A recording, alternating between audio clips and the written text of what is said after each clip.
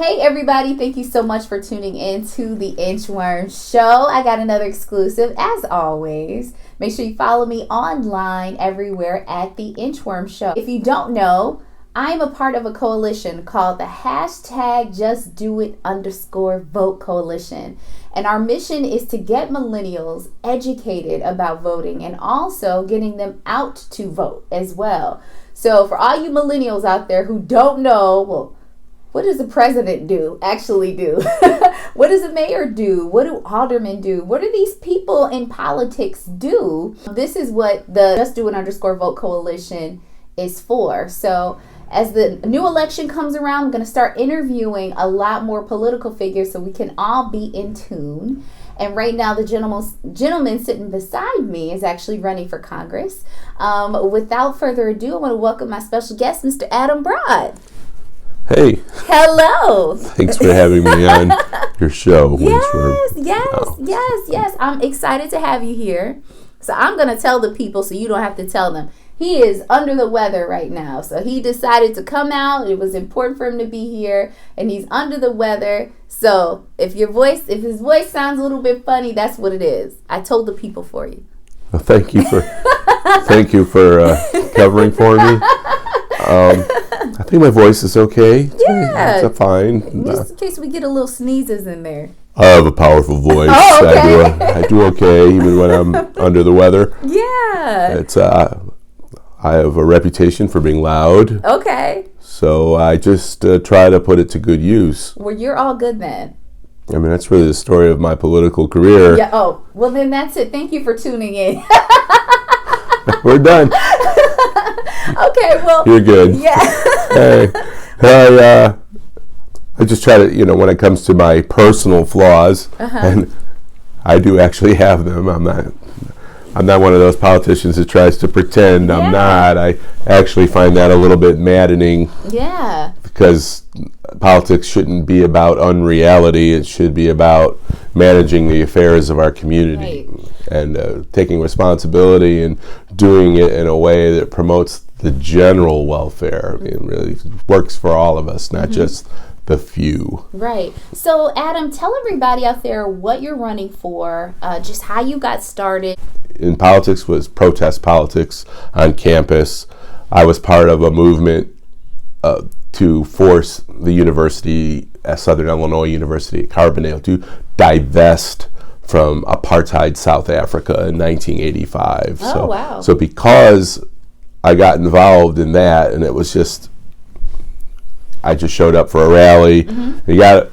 I'll warn you now, people, you show up to a rally, you sign a petition, it can get reeled in. It happens. Yeah. And just showing up, I had no plans for where that would take me, and I'm completely amazed by the journey I've had. But it's also been a great blessing. And as far as what's happened in my professional life in politics is I get paid to learn more about it, as opposed to going into debt to learn. There's getting paid to learn. So there is something to be said about politics as a career path if you're not afraid of hard work. Right. Which so I know most of you aren't. What do you actually do?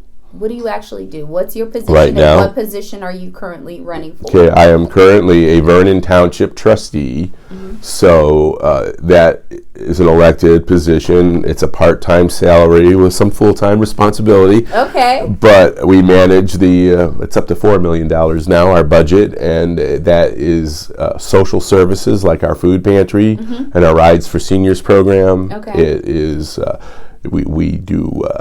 we manage some unincorporated roads.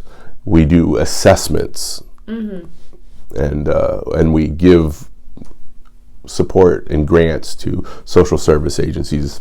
So it's basically social services, assessments. It's a taxing body, and the roads. The highway department, which is being merged into the township government, was a separate department of the township government, and we've consolidated that because the township board was writing checks for the highway department, but we didn't have any say. It was just sign the check. So if you're signing over money, you want to be able to make sure that there's accountability. There's more, not just sign it or don't sign it, because there were situations in other townships where the taxpayers ended up paying for a legal fight between two departments of government, and that's crazy. Right. Okay. There it is. There it is. No, I'm cutting it out though. So keep it real. Yeah, okay. It's just a cough. So as far as Congress, as I've said at the beginning, I started as an activist, and I've always been an activist. And being an elected trustee didn't stop me from being an activist. I am also a volunteer community organizer. I am a co-organizer of Our Revolution Lake County. Okay. And as part of my volunteer work, I've been pushing for Medicare for all, single-payer healthcare reform. And without getting into the weeds to that, I'll just say that my activism as a volunteer community organizer led me to run for Congress as an extension of the activism. Right. What is Congress? What is Congress? What is Congress? Congress is the legislative branch of the United States government. It is out there. It's a bicameral system Okay. where there is a U.S. Senate and a U.S. House. And I'm running for the House. The House is the closer to the people. It's the legislative districts. We elect representatives to serve 2-year terms, and the Senate is sort of the austere executive, big money prima donna collection. One history instructor I had called it the biggest collection of prima donnas in the United States, the United States Senate. I know some senators. They're really not all prima donnas, and one of them is actually someone more than a couple of them I admire very deeply, especially Senator Bernie Sanders. I'm also running to be a delegate to the Democratic National Convention to represent Bernie Sanders at the Democratic Convention, and that's another thing that has to do with the Democratic Party nominating a presidential candidate. How do you feel about the presidential election right now? Just about the people that are running. What are your thoughts on that? Well, as I said, I'm a delegate for Bernie Sanders. Yeah. I have a very definite favorite of Bernie Sanders, and I think you don't have to know too much about politics to have a bit of cynicism about our representative government, and to feel that a lot of these people in elected office don't really represent we the people, and they're not really working for us. They're working for themselves, their own name, their own wallet, or the people that pay them off to represent them, but not we the people out there trying to make ends meet, living paycheck to paycheck, and one illness away from losing your job, losing your house, bankruptcy. That's how most of the rest of us live.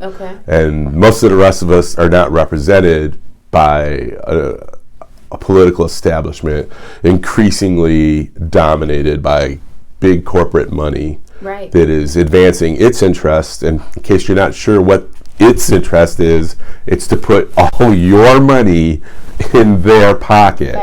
And that's the game, the almighty dollar. And, if you're not getting yours, tough luck, right? Yeah. But Bernie has been consistent since before I was born, and I'm not a spring chicken myself. He's been standing up for what this country is supposed to represent, what Dr. King referred to as the promises on paper.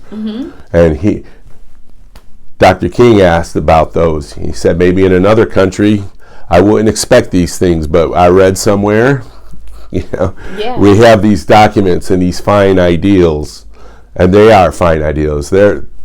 We shouldn't let our cynicism turn us away from these ideals. They're worth fighting for. They're worth caring about. The things that this country is supposed to represent.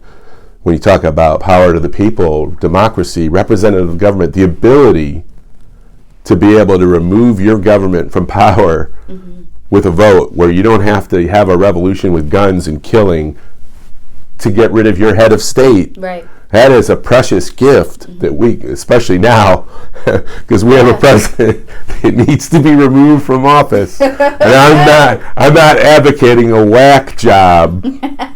A lot of people are, though. No, I believe in the ballot box. And violence begets violence. And we see it in our communities, and we see it in our own lives. And I grew up with violence, and I've experienced a fair amount of it myself. Where are you from?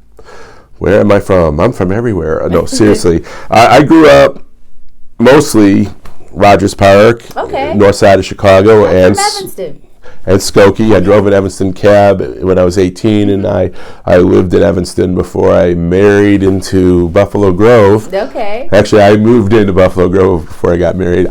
Shout out to your wife. Shout out to your wife. Hey, sugar. Hey, sugar. I'm so bad. She was my first girlfriend's friend. She lived next door.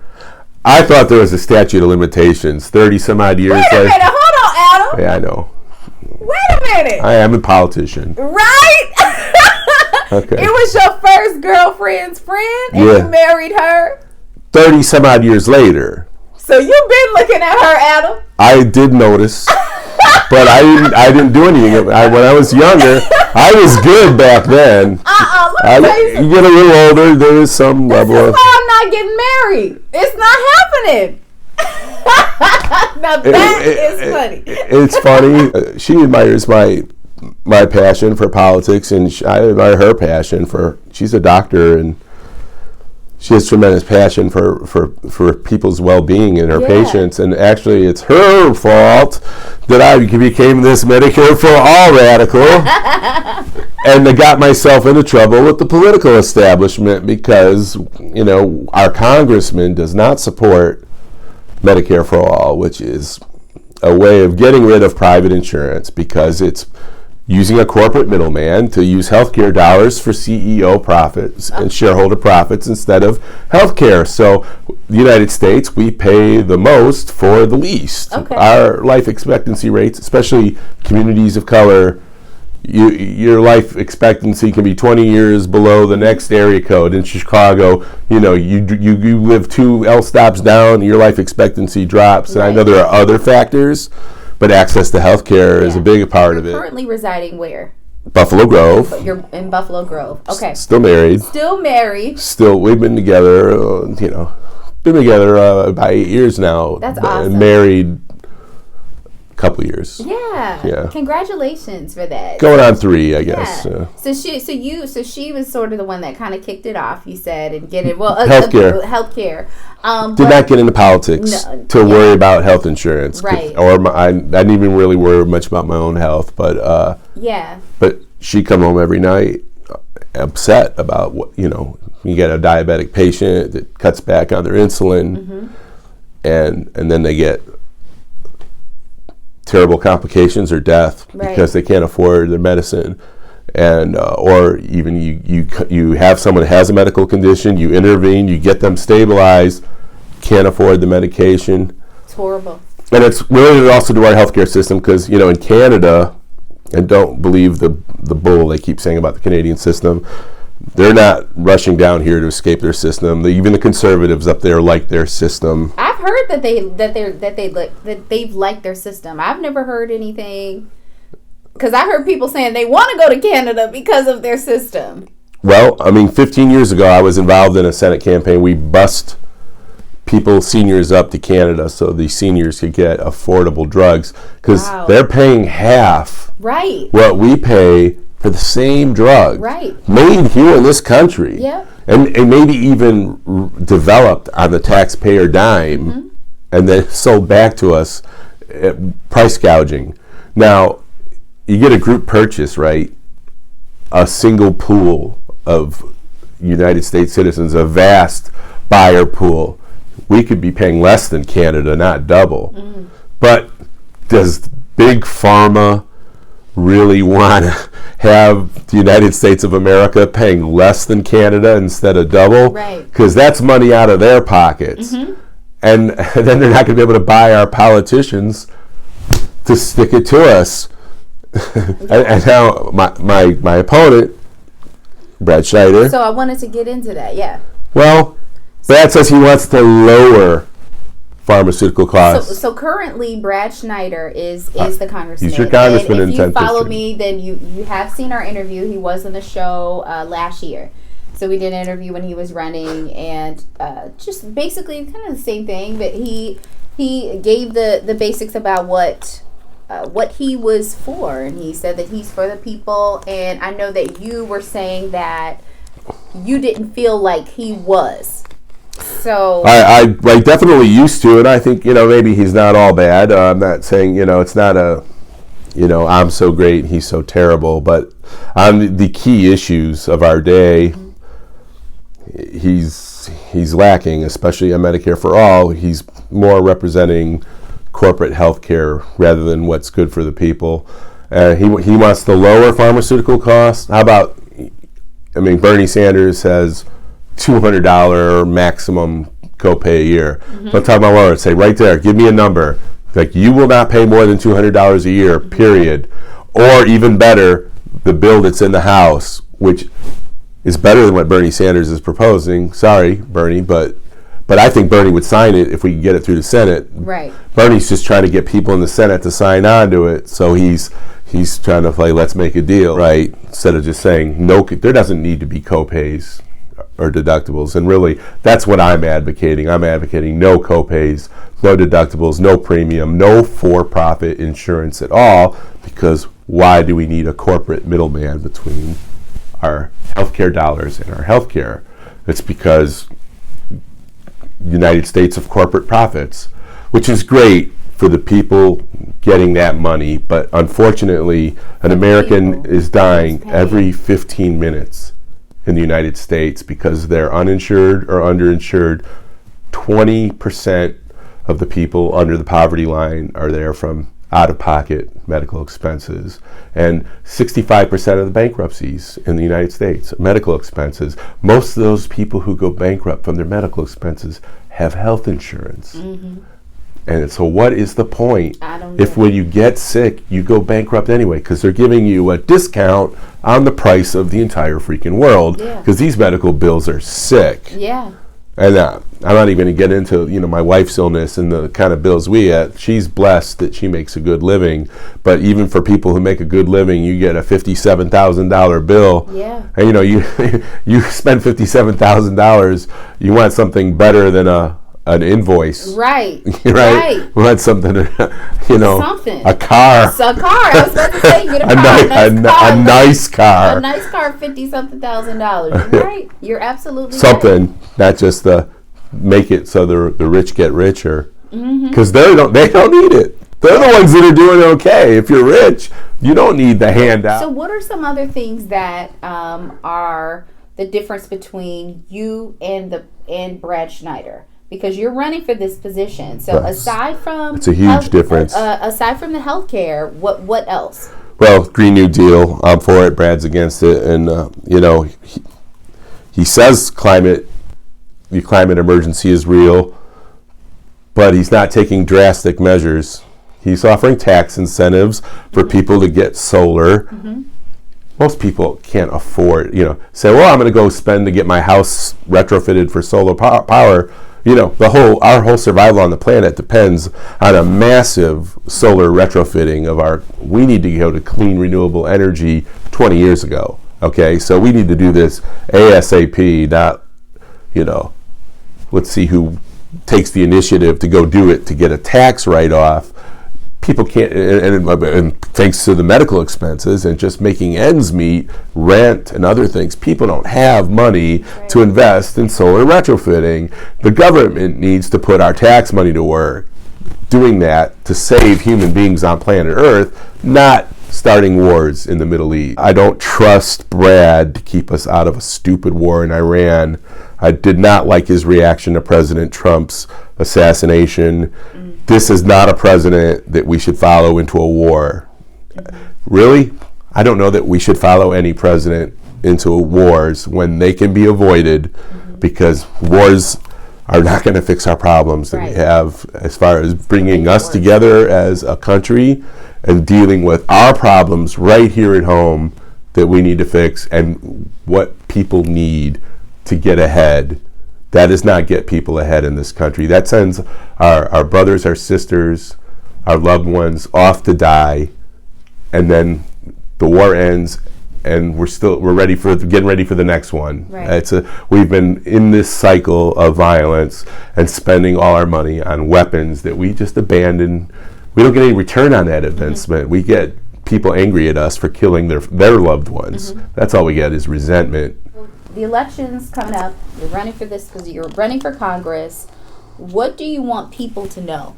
What do you want people to know about you and the changes that you plan to make? You can talk about, everybody can talk about what the other person is doing and what they're currently not doing, but what are you going to do to change it? How would you change the things that are currently going on that you disagree with? Well, I think I pointed out my view of the private health insurance. Right, the private health insurance. We need to get more bang for our buck. We need to stop running the money into corporate profits. I mean, we do need our government to step up. We need to create union jobs for not so some CEO can get rich, but so that people who need work can get a skill and do something that needs to be done, something like solar retrofitting. The Green New Deal is not just about saving the planet, which is an important thing to do, by the way, because 55 years from now, this planet might not be fit for human habitation at the rate we're going, just because of the number of 105 plus degree days we're looking at. If you see the wildfires in Australia, California, that's going on today. This is happening now. Right now. So you're saying as it gets worse, I talked to a guy from the Union of Concerned Scientists. He says, by the middle of this century, we're talking another 20, 30 years, we could be looking at 50 or 60 105 degree days. Well, that sounds pretty hot, but also think about what that does to agriculture, what that does to our food supply, what that does to global instability, refugee crises, what that does to trees and our oxygen, our forests. It is terrifying. And if we do something like a Green New Deal, we can maybe cut it from 50 or 60 105 degree days to 5 or 6. Which is still bad, but it gives us some time to come up with some answers.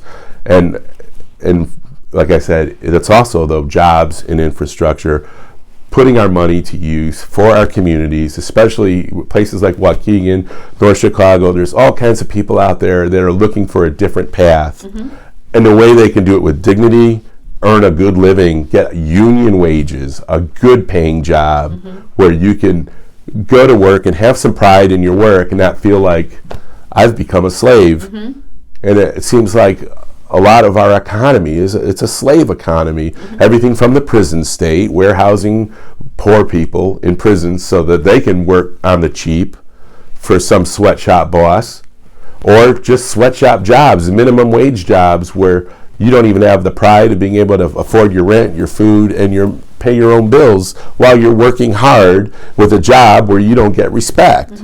But a job where you're working to help save the planet, where your government is putting our tax money to good use, and you have an honest wage for an honest day's work, you could take some pride in that, and you could hold your head up in the community and know that you're contributing and that you're part of the solution and that you're being treated fairly and that you work and that there's dignity in your labor. That's something lacking. That's what's fundamentally broken in our country, is that you can work 60, 70 hours a week and not have the dignity of making ends meet, and that you're still, and you feel like it's your fault, and you said it's because you're in a rigged economy where the game is rigged against those of us who are, not the select few. So you did mention, you brought up a word, I'm glad you brought it up, slavery. Next month is Black History Month. We got a lot of events and things that are going on here in Lake County and all over the world. But the big talk recently has been, well, it's always been, but now we're starting to hear a little bit more about it, is reparations. Okay? I'm all for reparations, but we got to start talking about what does that actually look like. And I'm just curious to know, what are your thoughts on reparations? I have a very nuanced position. It's just like Senator. It is.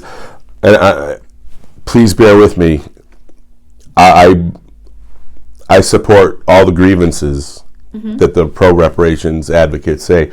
Here's my only problem with reparations. My only problem. Okay. All right, Adam. My only problem. All right, Adam. Is I do not want there to be a lump payout and then people say it's settled.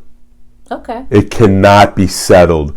We, the living, do not have the ability to forgive for those whose lives were taken from them. What people seek with reparations, that's democracy.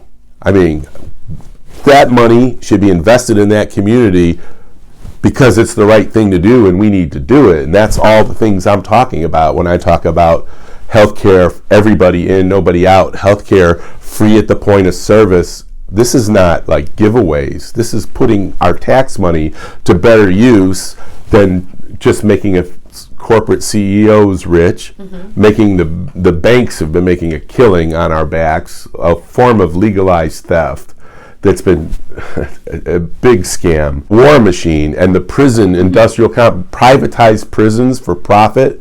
People talk about, if we go to socialism, we'll have it'll be like a prison state.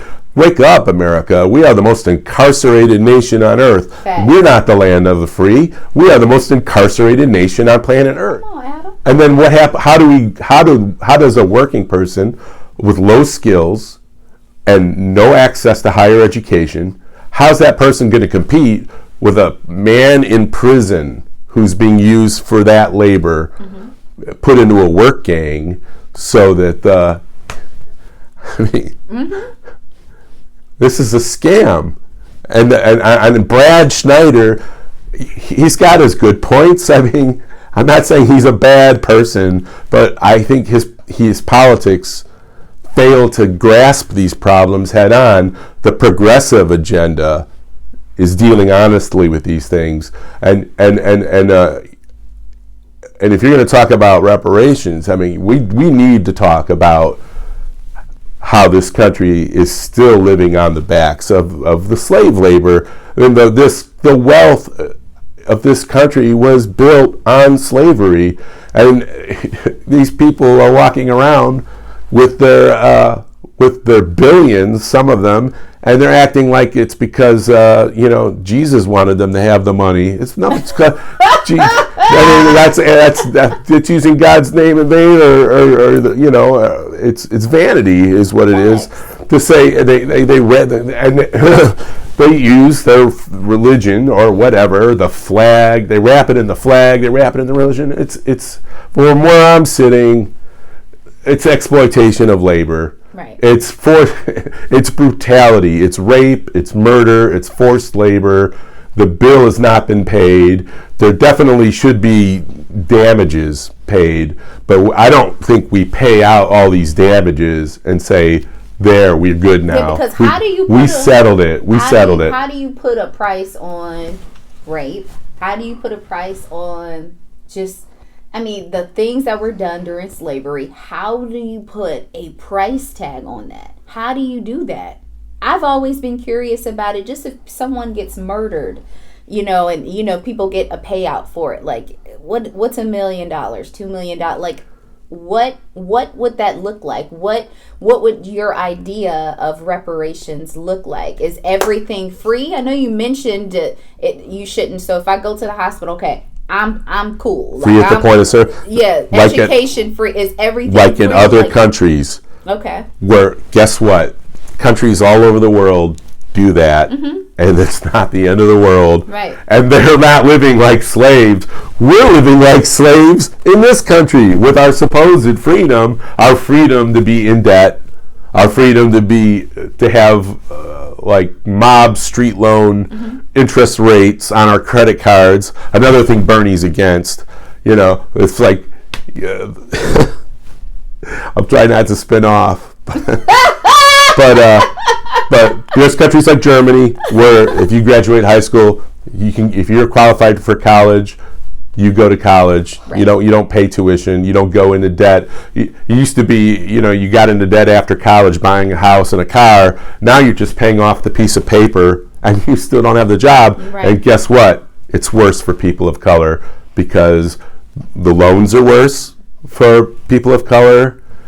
The employment opportunities after earning that paper are worse for people of color. So there's definite reasons for people of color and millennials to think about, it's not free college, that's putting this country's money to good work to make people into taxpayers and to do things that need to be done in this country, not just maintain the power structure for the people on top. So I do want to just throw in there again the hashtag #JustDoIt_Vote Coalition. And I want to shout out everybody who's a part of that.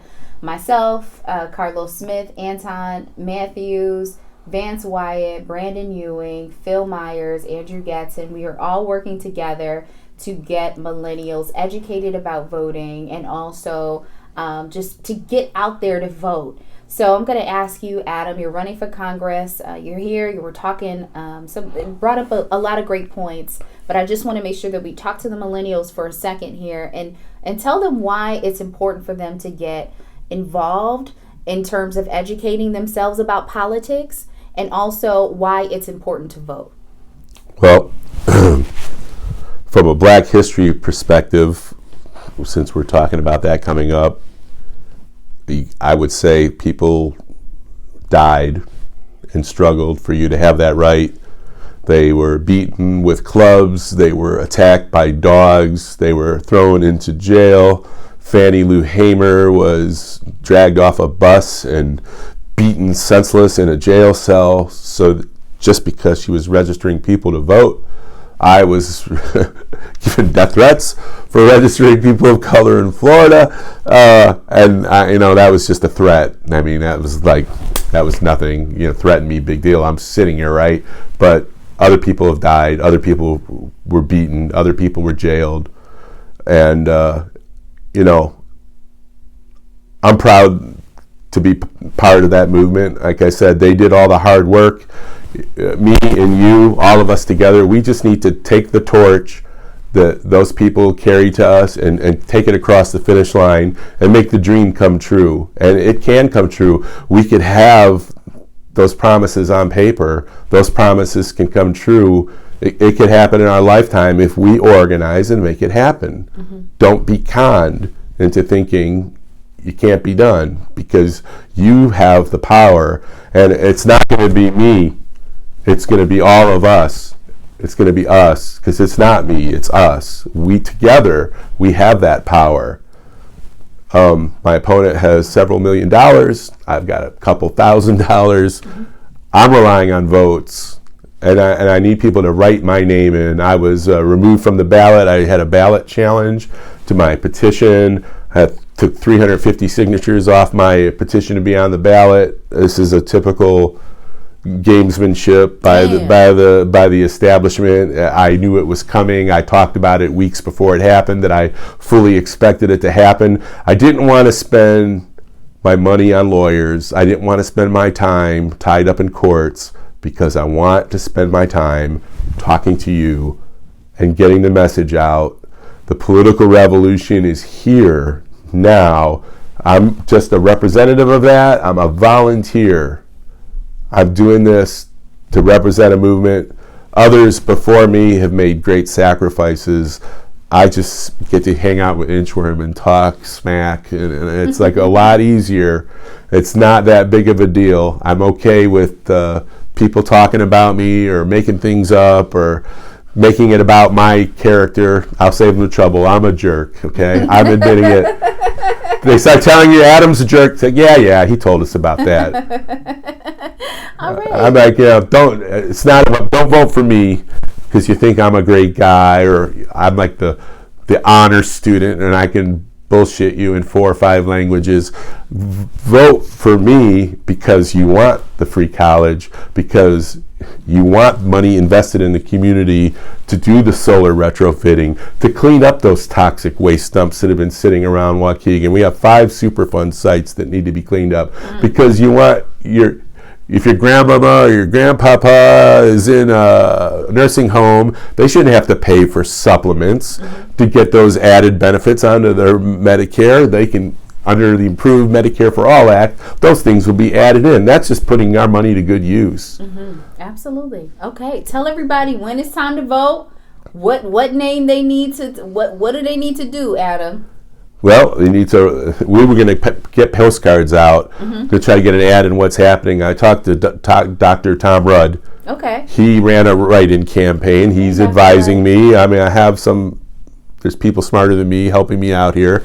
So people in the community that are interested in making a run here. Yeah. And we'll have the instructions, and you should be able to go to your polling place and say, I want a list of the write-in candidates. It's going to be easy, though, because my name will be on the ballot as a Bernie Sanders delegate, so the spelling will be there. Okay. But just basically for Congress, you just write in Adam Broad, and the Democratic primary is March 17th, and I should know when early voting starts. Follow me on Twitter at Adam Broad 2020, and my website is adambroad2020.org. And at Facebook at Broad for Congress, BROAD. Right. And follow me on Twitter, follow me on the Facebook, Instagram too, at AdamBroad2020. We haven't done much with that.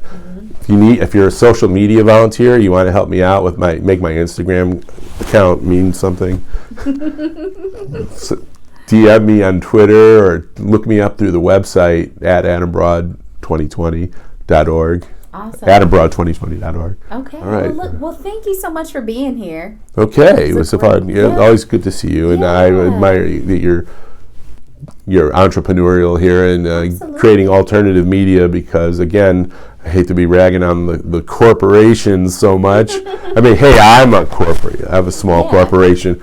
I'm not against people making a living. It's people making a killing that I have a problem with, and also just that a few people shouldn't control all the information. It belongs to all of us. So it's good that we have community media like this. I think this is very meaningful to be able to connect on a grassroots level, and thank you for giving me this opportunity. Absolutely. Thank you for being here. For all of you out there, make sure that you follow the hashtag JustDoIt_vote page on Facebook. We're getting our Instagram up. A shout out to Brandon Ewing, Phil Meyer Sr., Carlos Smith, Anton Matthews, Andrew Gadsden, Vance Wyatt, everybody who's a part of the coalition. Make sure you follow us. We are doing some good work here in the community to get everybody educated. And we're not telling you who to vote for. We just want you educated so that when you do go out to vote, you have a good sense of who you want to vote for or what you're voting for. So make sure you follow us. Follow The Inchworm Show. I'm going to have some more political figures and more talks. Follow Off the Porch. That's on Carlos's show, The Crazy Riot Show, where you get to see all of us talking about what's going on here in the community. Thank you so much for tuning in. I'm Yashin Inchworm Phillips, your host of The Inchworm Show. Follow me everywhere, once again, all over social media at The Inchworm Show. Have a good evening. Power to the people.